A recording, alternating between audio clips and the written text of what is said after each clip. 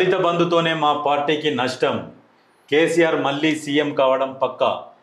ఇప్పటికిప్పుడు ఎన్నికలు పెడితే బీఆర్ఎస్ తుఫాన్ వస్తుంది. ఆటో వాళ్ళ నుంచి అంతరిక్షం దాకా బీఆర్ఎస్కే ఓట్లేస్తామంటుండ్రు. BRS working president KTR. Auto వాళ్ళ నుంచి అంతరిక్షం దాకా అంటే ఆటో వాళ్ళు వేయరు కానీ అంతరిక్షంలో ఉన్న వాళ్ళు వేస్తారు ఓట్లు. వేస్తారు. వీళ్ళు కూడా రూలింగ్ కూడా అక్కడ నుంచి చేయాల్సి వస్తుంది. ఇప్పటికిప్పుడు ఎన్నికలు పెడితే బీఆర్ఎస్ తుఫాన్ వస్తుంది. ఇప్పటికిప్పుడు ఎన్నికలు నీకు ఒకవేళ నీకు ఎన్నికలు కావాలనుకుంటే, నీకు సెమీఫైనల్ కావాలని కోరుకుంటే, ఇప్పుడు బీఆర్ఎస్ వాళ్ళు ఎంతమంది ఉన్నారో అంతమంది రాజీనామా చేసి మళ్ళీ పోటీ చేయరు. పోటీ చేసినాక ఎన్ని సీట్లలో పోటీ చేస్తారో, ఎన్ని సీట్లు గెలుస్తారో అప్పుడు నిజంగా మీకు ఏది ఆటో వాళ్ళ నుంచి అంతరిక్షం దాకా మీకు మద్దతు పలుకుతున్నారు. ఇవన్నీ ఎట్లా ఇప్పుడు ఒకటి దళిత బంధుతోనే మా పార్టీకి నష్టం అన్నారు. మరి ఇంతకుముందు దళిత బంధు ఇచ్చినప్పుడు వీళ్ళు రోజు దళిత బంధు ఇస్తున్నాము, మేము అందరికీ దళిత బంధు ఇస్తా ఉన్నాం, ప్రజలందరికీ న్యాయం చేస్తాను, దళిత బంధుతోని రాష్ట్ర అభివృద్ధి, దళితులందరూ సుఖ సంతోషాలతో ఉన్నారు, వారికి కుటుంబాలను ఆదుకుంటాం. మరి ఇవన్నీ ఎందుకు చెప్పారు? మళ్ళా దళిత బంధు అంట 10 లక్షలు దళిత బంధు అని పెట్టిండు.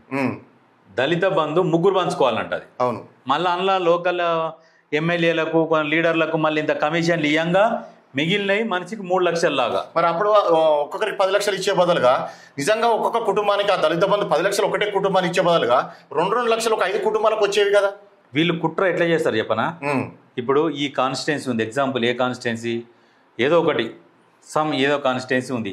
ఈ కాన్స్టిట్యున్సీలో ఏదన్నా ఇష్యూ జరిగింది అనుకో, సరే ఇక్కడ లోకల్లో కరెంటు పోయో లేకుంటే ఇక్కడ వాటర్ పైప్ లైన్ బలిగో నీళ్ళు రాలేదు కదా, ఈ నీళ్ళు రాకపోయేసరికి దీన్ని మొత్తం వీడియో రూపంలో చిత్రీకరించి ఏం చేశారంటే మొత్తం తెలంగాణ మొత్తం నీళ్ళ సమస్య ఉన్నది, కొట్టుకదాస్తురు, ఇక చూడు ఇదే పరిస్థితి తెలంగాణలో మొత్తం ఇదే అన్నట్టు క్రియేట్ చేస్తారు. జనాలు కూడా ఎట్లా చేస్తారంటే ఇట్లాంటి కష్టానికి సంబంధం లేకుండా టీవీలు చూసేటోళ్ళు ఏం చేస్తారంటే అమ్మని ఏమో మనకైతే నీళ్ళునే కానీ తెలంగాణ మొత్తం నీళ్ళు లేవటరా నాయన అన్నది అట్లా ప్రచారం చేస్తున్నారు. నిజంగా ప్రజలారా, మీరు చూసింది ఏదైతే టీవీలలో వస్తుందో అది ఏ నియోజకవర్గంలో ఏ ఊర్లో ఉన్నది దాన్ని ఒక్కసారి మీరు ఆలోచించుకోరు. కానీ అదే మొత్తం రాష్ట్రం అంతా ఉన్నదనేది చెప్తారు చూసినావా, అది అబద్ధం, పక్కా అబద్ధం. అది గుర్తుపెట్టుకోరి. ఎప్పుడు ఈ పార్టీ ప్రతిపక్షాలు ఎట్లా ఉంటాయంటే ఎప్పుడు బురద జల్లడానికి ప్రయత్నం చేస్తాయి. ఏ చిన్న సంఘటన జరిగినా దాన్ని మొత్తం రాష్ట్రానికి మొత్తం రుద్దుతారు. కాబట్టి మీరు ఆలోచించుకోవాలి. యాక్చువల్గా ఎస్సీ ఎస్టీ సబ్ ప్లాన్ కింద ప్రతి సంవత్సరం నిధులు కేటాయించేది. అయితే వాటిని అన్ని పెట్టి నిధులు కేటాయించకుండా వీళ్ళు రూలింగ్ చేసిన 10 సంవత్సరాల శ్వేతపత్రం రిలీజ్ చేయమను ఎంత నిధులు కేటాయించారు, ఎంత ఖర్చు పెట్టారు, దాన్ని తొక్కిపట్టేసి తనిఖీ నిధులు కేటాయించకుండా నిజంగా వాళ్ళకు ఎస్సీ ఎస్టీ సబ్ ప్లాన్ కింద దాదాపుగా నిజంగా వాస్తవం చెప్పానంటే ఒక 1000 కోట్లను కేటాయించారా, వాళ్ళు ఎంత ఖర్చు పెట్టారు. దానికి కార్పొరేషన్ ఉండే, ఎస్సీ కార్పొరేషన్ ఉంది. వాస్తవానికి దళిత బంధు నిజంగా అన్నారు, వీళ్ళు 10 లక్షలు అన్నారు కదా, నిజంగా ఒక కుటుంబానికి 2 లక్షలు ఇస్తే ఎంతో కొంత ఆర్థిక మంచిగా ఉండేది కదా. ఒక్కరికే 10 లక్షలు ఇప్పుడు ఏం చేసిరు, ఎస్సీ కార్పొరేషన్ నిధులు ఆఫ్ చేసి దాన్ని కొత్తగా ఏం క్రియేట్ చేసిరు అంటే ఇది ఒక కొత్త పథకం దళిత బంధు అనేది తెచ్చినాం. అవును. మరి పాతది ఏం చేసి తుంగలో దొక్కిరు. ఏంటంటే పేరు మార్చి మళ్ళా ఇంకో పథకం ప్రవేశపెట్టారు. వాస్తవానికి ఎవరు ఇయ్యద్దన్నారు, దళిత బంధు ఇయ్యద్దన్నారు అని అన్నారు. ఎవరు ఒక్క వ్యక్తి కూడా వ్యతిరేకించలేదు. వీళ్ళు 10 లక్షలు ఒక్కరికి ఇచ్చారు. 10 లక్షలకు ఒకే ఇచ్చేవారు. నిజంగా 5 కుటుంబాలను ఆదుకుంటే మంచిగా ఉండదు కదా. ఎక్కడ పోయింది ఆ సోవి? ఎక్కడనో ఒక్కరికి ఇచ్చారు. దళిత బంధు కూడా ఎవరికి రాలే. ఇప్పుడు బీసీ కార్పొరేషన్ ఉండే, బీసీ కార్పొరేషన్ కు కూడా నిధులు కేటాయిస్తారు. ఆ బీసీ కార్పొరేషన్ నిధులు కూడా కేటాయించకుండా అది కూడా ఎత్తేసి బీసీ బంధు దళిత బంధు ఇంకా వీటికి సపరేట్ మళ్ళీ ఇప్పుడు ఈ దళిత బంధుకు మళ్ళీ ఒక చైర్మన్, బీసీ బంధుకు ఒక చైర్మన్, మళ్ళీ ఎస్సీ కార్పొరేషన్ కు ఒక చైర్మన్, బీసీ కార్పొరేషన్ చైర్మన్. అట్నే ఈ నామినేటెడ్ పోస్టులు క్రియేట్ చేసేందుకు ఇవన్నీ క్రియేట్ చేసుకున్నట్టు దొంగలు. మరి ఇచ్చేది లేదు, పీకింది లేదు మళ్ళా ఆల్గడ్డ. కానీ ఇవన్నీ క్రియేట్ చేసి మేము అది చేసినాం. ఏం చేసిర్రు? 20 లక్షల కోట్లు మొత్తం ఆగం చేసి కూసురు. మళ్ళీ ఇవ్వాలంటే ఈయనంటే ఆటో వాళ్ళ కాడ నుంచి అంతరిక్షం దాకా ఈయనంటే కావాలని అనుకుంటారు. కట్టిన డబుల్ బెడ్రూమ్ ఇప్పటి వరకు ఇయ్యలేదు.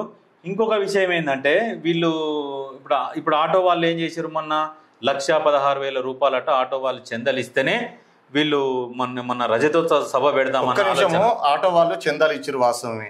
మరి ఇప్పుడు ఆటో వాళ్ళకు నిజంగా వాళ్ళకు గిరాకీ లేవు, ఇబ్బంది పడతా ఉన్నారు అన్నప్పుడు మళ్ళీ చందాలు ఏం తెచ్చి ఇచ్చారు.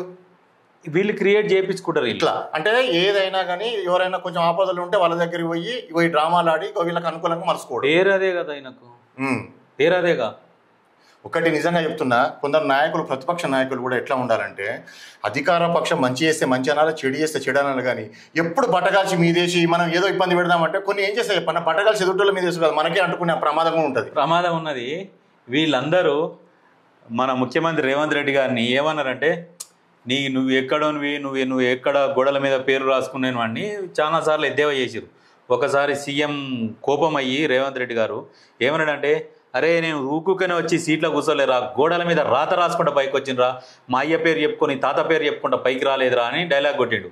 సేమ్ ఆ డైలాగ్ ఇప్పుడు ఈ రాజ్యోత్సవ సభకు మన ఆర్ఎస్ ప్రవీణ్ కుమార్ సారు గోడల మీద రాస్తుండు. ఆయన చదివిన చదువేంది, వీళ్ళ కోసం గోడల మీద కేసీఆర్ అని పేరు రాసుడేంది, ఈ కేటీఆర్ వీళ్ళ ఎమ్మెల్యేలు లీడర్లు అందరూ ఇట్లా వాల్ పెయింట్ రాసుకుంటా పోతారు.